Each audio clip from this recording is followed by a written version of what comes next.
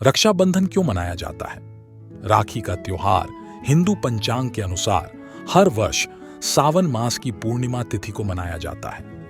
यह त्योहार भाई बहन के खट्टे मीठे और सौहार्दपूर्ण रिश्ते की याद दिलाता है। इस दिन बहनें अपने भाई को तिलक लगाकर कलाई में राखी बांधकर उसके लंबी उम्र की कामना करती है और भाई अपनी बहन की सदा रक्षा करने का वचन देता है।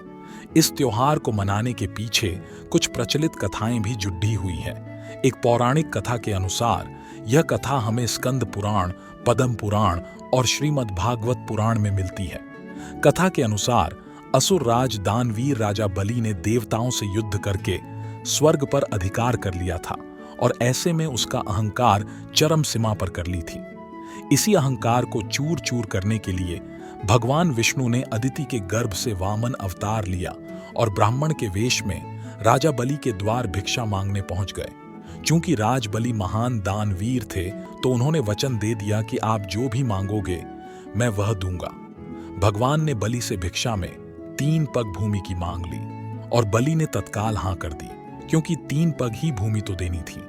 लेकिन तब भगवान वामन ने अपना विशाल रूप प्रकट किया और 2 पग में सारा आकाश, पाताल और धरती नाप लिया। फिर पूछा कि राजन अब बताइए कि तीसरा पग कहां रखूं? तब विष्णु भक्त राजा बलि ने कहा, भगवान आप मेरे सिर पर रख लीजिए। और फिर भगवान ने राजा बलि को रसातल का राजा बनाकर अजर अमर होने का वरदान दे दिया। लेकिन बलि ने इस वरदान के साथ ही अपनी भक्ति के बल पर भगवान से रात दिन अपने सामने रहने का वचन भी ले लिया। भगवान को वामनावतार के बाद पुण्य लक्ष्मी के पास जाना था, लेकिन भगवान ये वचन देकर फंस गए और वे वहीं रसातल में बलि की सेवा में रहने लगे। उधर इस बात से माता लक्ष्मी चिंतित हो गई। ऐसे में नारद जी ने लक्ष्मी जी को एक उपाय बताया। तब लक्ष्मी जी ने राजा बलि को राखी बांध अपना भाई बनाया और अपने पति को अपने साथ ले आई।